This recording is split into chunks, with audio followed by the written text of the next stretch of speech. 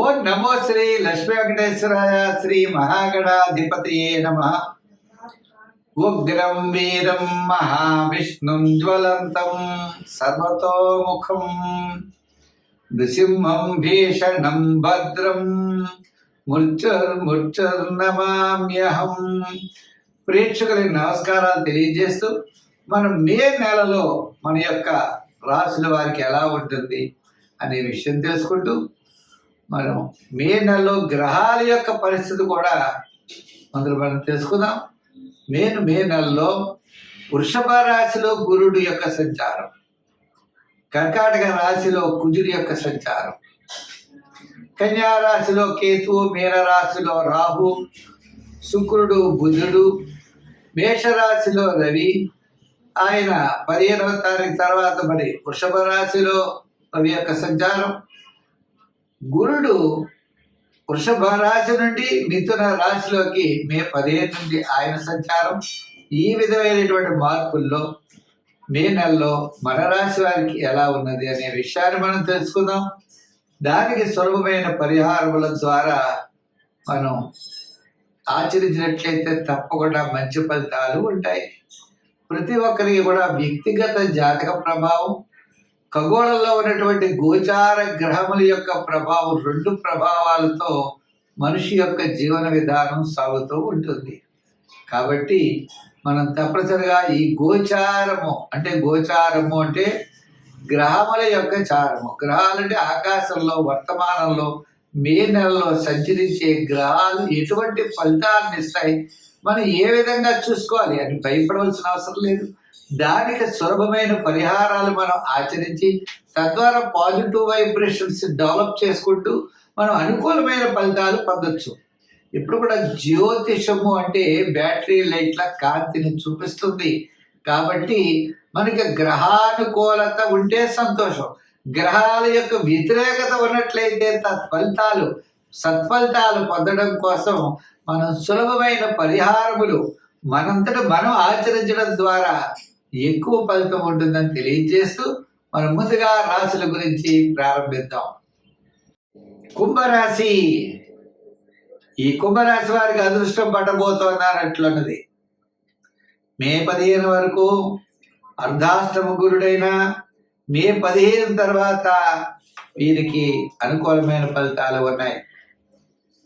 ఇప్పుడు వర్తమానంలో తృతీయంలో ఉన్నటువంటి రవి మే 15 తర్వాత చతుర్థ స్థాన సంచారం. మే 15 వరకు రవి బలం ఉంటుంది. మే 15 తర్వాత గురు బలం రాబోతోంది. అంతే కదండి. ఈ రాశి వారికి 6వ స్థానంలో కుజుడున్నాడు. స్థిరాస్తి డెవలప్మెంట్స్ ఖచ్చితంగా కనబడుతున్నాయి. క్రయ విక్రయాదులు లాభిస్తాయి. బంధుమిత్రుల యొక్క సహాయ సహకారాలు ఉంటాయి. నూతనమైన ఆలోచనలతో ముందుకు పెడతారు. భవిష్యత్తు అనుకూలమైన వాతావరణం కనబడుతోంది. కోర్టు వ్యవహారాదులు లాభిస్తాయి.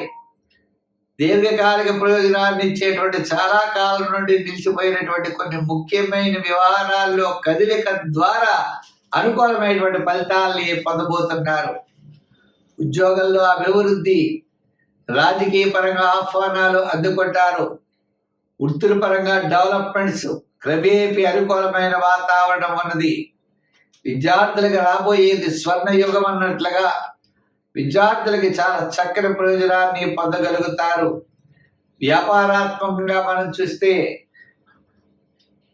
15వ తారీఖు వరకు గృహోపకరణాలు, ఎలక్ట్రానిక్స్ వస్తువులు, 15 తర్వాత ఫైనాన్స్ సంబంధించినటువంటి బిజినెస్లు, నెలంతా కూడా రియల్ ఎస్టేటు, షేర్స్, ఐటీ రంగం వారికి చాలా అనుకూలంగా ఉన్నది. అంతేకాదండి, ఈ రాశి వారికి ప్రత్యేకమైన పట్టుదల ఉంటుంది. నూతనమైనటువంటి ప్రయత్నాల్ని ఎన్నుకుంటారు. నూతనమైన ప్రయత్నాల కోసం, కొత్తతనం కోసం అన్వేషిస్తారు. తద్వారా విజయం వైపు మీరు వెళ్ళగలుగుతారు.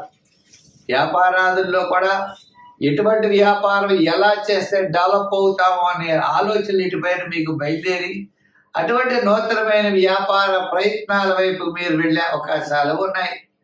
మొత్తం మీద ఈ రాశి వారికి అనుకూలమైన ఫలితాలతో ముందుకు వెళ్ళేటువంటి పరిస్థితి అయితే కనబడుతున్నది. సంఖ్యల్లో 8, కలర్స్లో లైట్ బ్లూ కలర్ వాడాలి. దానాల్లో తిలదానం చేయండి.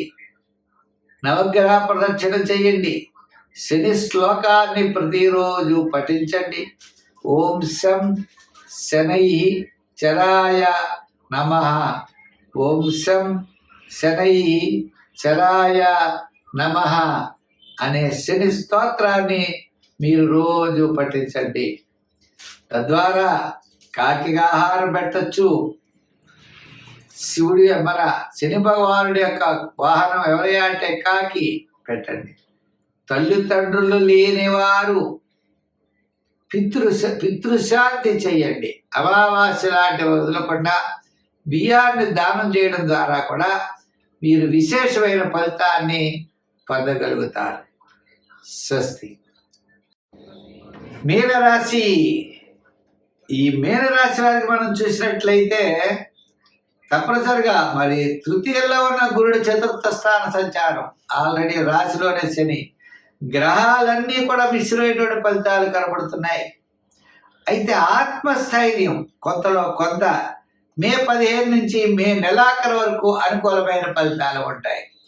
కుటుంబార్థిక సంతానపరమైన వ్యవహారాలు, ఆత్మవిశ్వాసం, దృఢమైన విశ్వాసంతో ముందుకు వెడతారు. సూర్య భగవానుడు మే 15 తర్వాత మేషం నుండి వృషభ రాశి సంచారమే దీనికి ముఖ్య కారణం. మిగిలిన గ్రహాలన్నీ కూడా చాలా అనుకూలంగా ఉన్నాయి. పంచమంలో కుజుడు, మరి సప్తమంలో కేతువు, జన్మంలోనే రాహు, శని, వీళ్ళంతా. అందుచేత ఏ పని చేసినా చాలా నిదానముగా చేయాలి. ఉద్యోగస్తులు ఉన్నారనుకోండి, అధికారులతో జాగ్రత్తలు తీసుకోవాలి.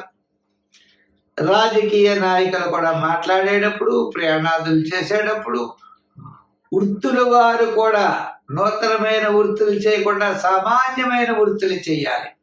గోచార రీత్యా ఈ రాశి వారికి మిశ్రమైనటువంటి ఫలితాలు ఉన్నాయి. ఒక్క సూర్య భగవాన్ అంటే దృఢమైన మనస్సు, అదే మిమ్మల్ని విజయం వైపుకి తీసుకువెడుతుంది. ఎంతో శ్రమతో కానీ విజయం దక్కదు.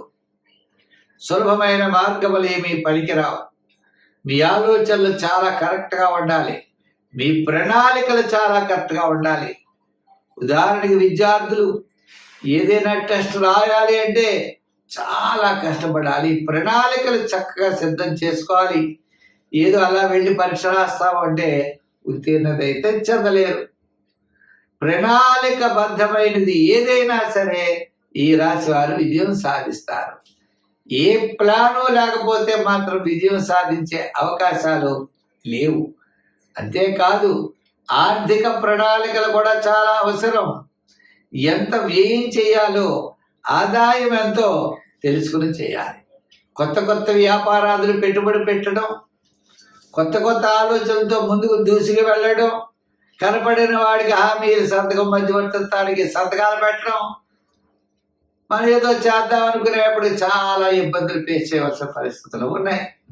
అయితే మరి ఈ గ్రహాలన్నీ ఇలా ఉన్నప్పుడు మనం ఏ విధమైన అనుకూలమైన ఫలితాలు పొందగలం? ప్రమాదాల నుండి మనం ఎలా తప్పించుకోగలం? మన అభివృద్ధి వైపు ఎలా వెళ్ళగలం అన్నట్లయితే సంఖ్యల్లో 3, రంగుల్లో గోల్డ్ కలర్ వాడటం, ఆరాధనలో నవగ్రహ ఆరాధన, నవగ్రహ ప్రదక్షిణ చేయడం, నవధాన్యాల్ని నవగ్రహాల దగ్గర ఉంచడం, అవకాశం ఉన్నట్లయితే శని భగవానుడికి ప్రీతికరమైన తిలలు దానం చేయడం, సమీపంలో ఉన్న దేవాలయాలు ఉన్నట్లయితే అక్కడికి వెళ్ళి శనికి మీరు నూనె ఇవ్వడం, ఇటువంటి చేయడం ద్వారా విశేషమైనటువంటి ఫలితాలు మీరు పొందగలుగుతారు. స్వస్తి.